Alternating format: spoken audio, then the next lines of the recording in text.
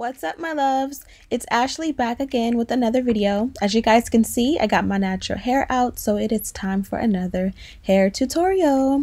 So I'm currently recovering from postpartum alopecia.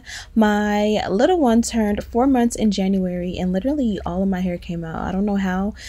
It's doing pretty decent considering I literally was bald around the hairline. Clumps of hair was coming out in the shower. Literally had to get Drano twice to, combat that drain. But it's slowly but surely coming back.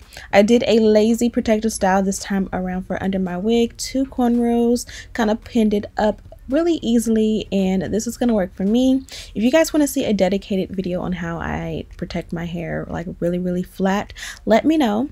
So this one comes courtesy of RPG Hair. You guys just seen the packaging and all the free goodies that came with it. This is a 12-inch bob, and as you guys can see, the knots are already bleached. Off camera, I did go ahead and co-wash this wig. I actually co-washed it about a week ago, so it took me a while to get to the actual video. This is the hairline. It is pre-plucked. You really can't tell off the bat, but I'm going to show you how I easily make it a little bit easier to show. Easily make it easy.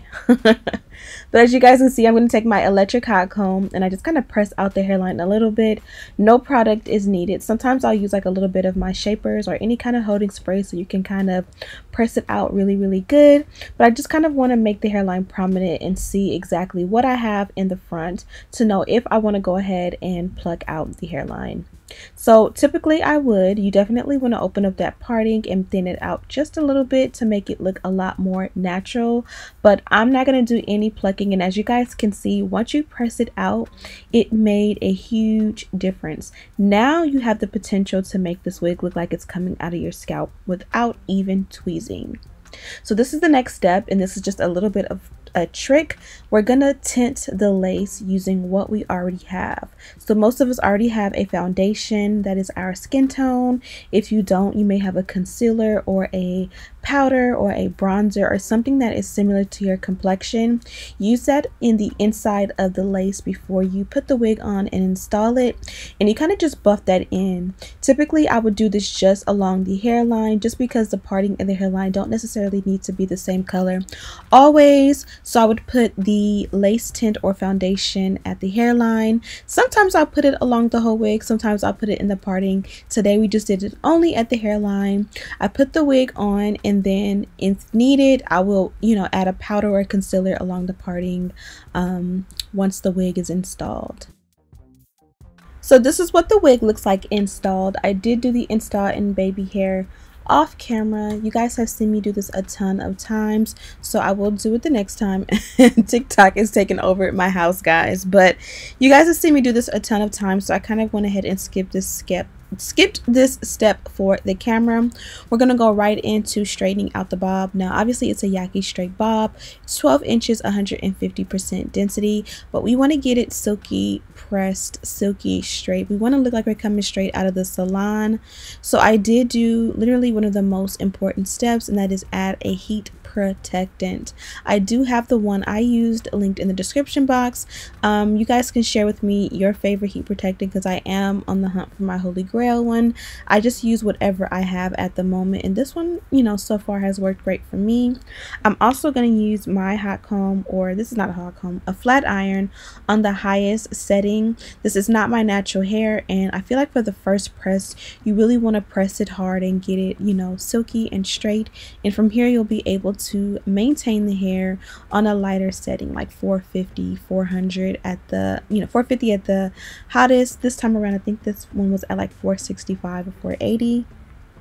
If I did not mention, this one is 12 inches in length, 150% density. We are using the chase method, where you just go in with your rat tail comb and you kind of chase the comb with the flat iron. This makes sure each strand of hair is super straight and in the line of the hot comb or flat iron, so that it comes out super bone straight, silky, and it has like a nice sheen, and it just looks so bouncy and healthy.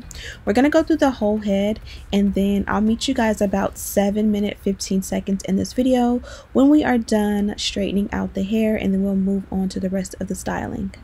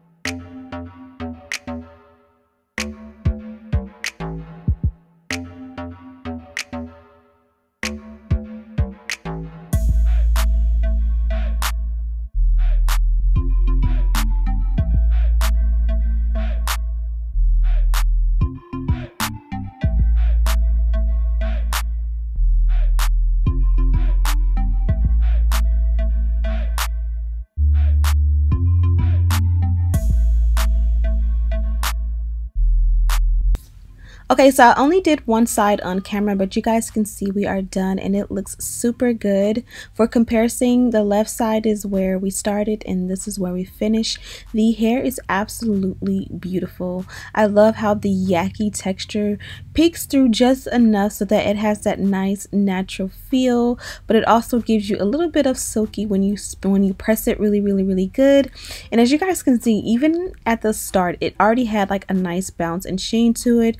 We just made it look super fly. Off camera, I went ahead and pinned the hair back with these little pins. I love these because they don't leave a crimp in the hair, and I'll try to remember to leave them in the description box, but these are perfect for when you pull your hair back to do your makeup and you don't want your hair to be like crimped, you know, from the regular bobby pins or duckbill clips or whatever you use.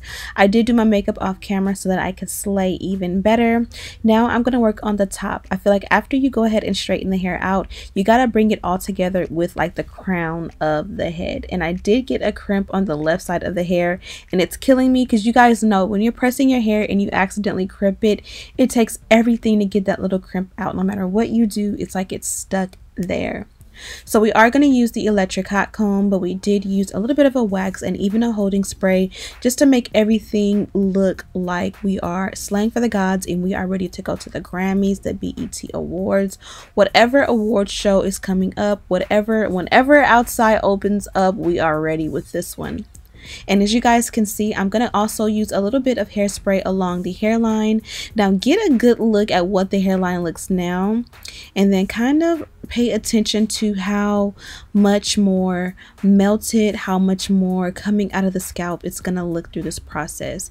Now it does probably seem like I am doing a lot of heat passes between the length of the hair and even like the top of the head, but look how much different that looks.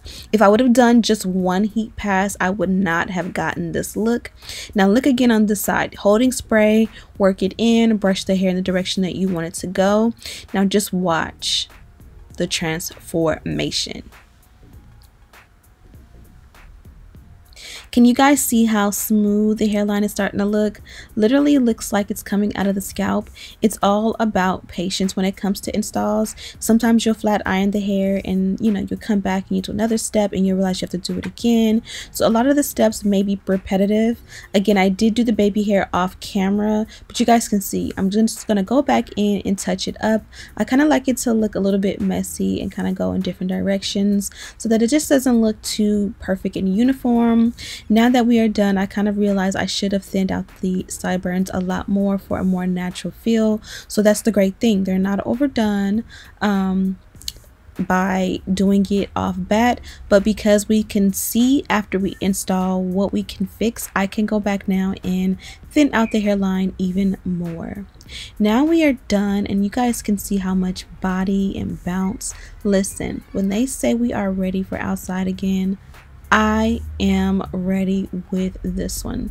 I also went back off camera after everything was done and kind of just bumped the ends a little bit so that everything was like kind of bumped perfectly for this bob. And as you guys can see, it gives you asymmetrical vibes when it's on. Be sure to bump and smooth out the back of the hair just as much, and literally we are good to go. Let me know what you guys think of this one. I always stand for a long bob on me. I think it complements me so well and looks so beautiful. Now one thing I did forget to do is add like a powder or concealer to the hairline. So I did go back with my contour powder and I did buff it in. Now this is one of the things. This is my go-to powder and I use it on most of my wigs. But every wig, every lace is not created the same. Because I put that foundation underneath before I started and now I'm putting this contour powder at the very end, it is a little bit dark. You guys know I always say this darker powder works great for me, but this is one of those cases where it was a little bit too dark. In the end, it worked out just fine. You can also add a concealer to the parting to make everything look perfect, but I just kind of kept it as is and now we are good to go. So let me know what you guys think of this one. Again, she came from RPG Hair. I have everything I use linked in the description box as well as a link to the wig itself. Also, don't forget to subscribe, share this video with your friends, turn on your post notifications, and as always, I'll see you in the next one. Smooches!